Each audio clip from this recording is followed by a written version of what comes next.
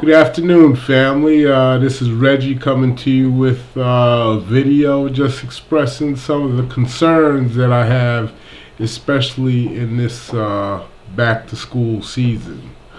I wanted to begin a conversation with reference to the economic direction of our community and the economic behavior that we as individuals express and we as a community express. I've recently sent out some videos regarding the black hair care market and the fact that Koreans have cornered the black hair care market, and it has come to my attention recently that some of Harlem's most prestigious black soul food restaurants are now owned by Koreans. Now, I don't express any kind of dislike for what the Koreans are doing. The thing that I'm expressing, the fact that we have allowed this to happen in our community. And if you really take the time to look at it, especially compared to a lot of other immigrant communities that have come to America and New York and our communities and become successful, our economic behavior can be considered almost suicidal. Okay, the black unemployment rate in our city and the country now can be measured in fractions. About a quarter of our workforce is unemployed. With regard to youth unemployment, it's about a half. And but as far as I can see, no one really has come up with a plan, or it's like they go on like business as usual. And one of those business as usual thinking that people have is that since the time of the civil rights movement, the extent of our teaching with regard to economic empowerment has been, go to school, get a good education so that you can get a good job with benefits. And, our struggle was to be able to sit in the front of the bus, to be able to shop at some of the same stores, to be able to work at some of the same jobs, and to be able to attend the same schools that white folks did. And many in our community have advanced greatly. They have arrived in the American middle class with this new access, but at the same time, we've lost any kind of control over our economic destiny as a community, because we no longer do business with one another, and that is one of the major attributes that most immigrant communities use to lift themselves up, to be able to do business and trade with one another. All nations, they come to America seeking opportunity because they see the things that can be done over here as compared to where they come from. But we who have been here for generations, we take so many things for granted, and we fail to try to capitalize on the opportunity that is all around us. Why?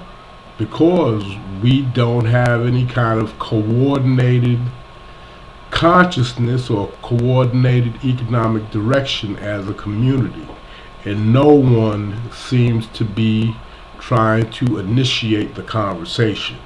So this is what I'm trying to do. Yes, we have many individual success stories of people that have made it rich, they've made it big, and they're able to participate in the fruits that the American lifestyle has to offer. But we as a community still continue to suffer, even in the midst of our great successes with regard to politics and the election of our new president, Barack Obama.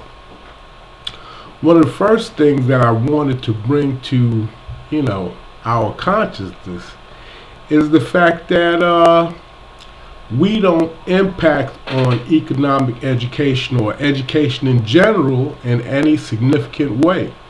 Since our mode of operation has been just to say go to school, don't question what it is that they're teaching you, or don't try to initiate anything that we evolve or develop for ourselves.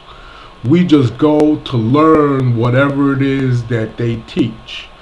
And very few of us have had any kind of home training with regard to economics.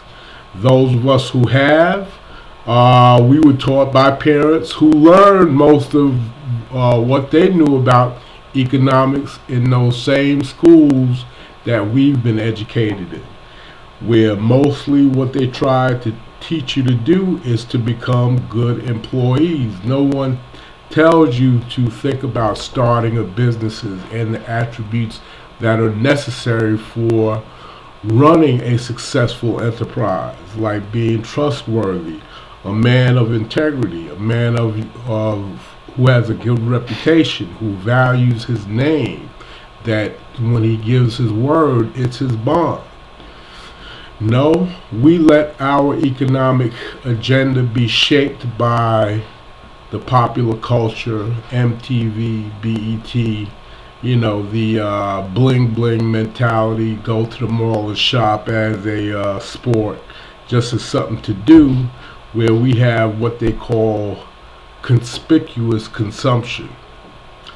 Our basic mode of operation is that we go to learn what they put out in the schools. If we are falling short, we get tutors.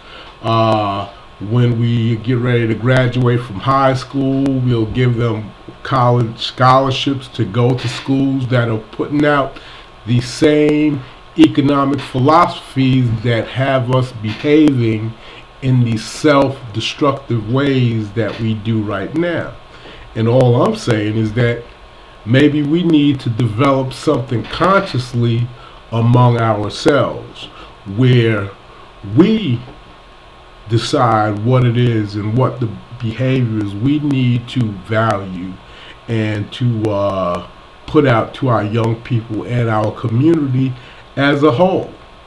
But we don't seem to do this. We just go on following the same things that we have for, you know, for years and years and years, while the world around us is changing drastically. We have to begin to understand what this country was built for and the values that it holds near and dear that attracts people from around this planet to come here to find opportunity.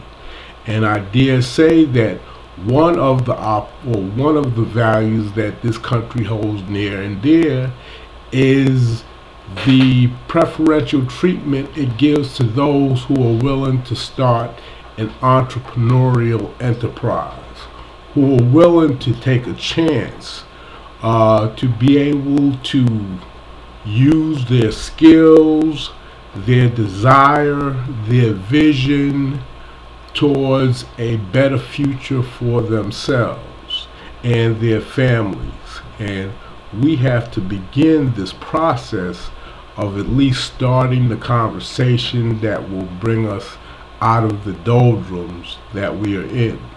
So, you know, if something about this conversation strikes your fancy, you know, let us hear what you have to say. You know, start the email thread. You know, put out your thoughts. Tell your neighbors how you feel. And we're doing this every week at the Opportunity Center that is held at the Jerome Hardeman Daycare Center at the corner of Gilmore Street and Astoria Boulevard every Saturday evening at 7 p.m. So if you want to be a part of developing the solution and not being part of the problem, come out to the Opportunity Center and let's further this discussion, or let me hear from you by email. Anyway, you guys have a wonderful weekend, and I'll look to see you around the community. Have a great day.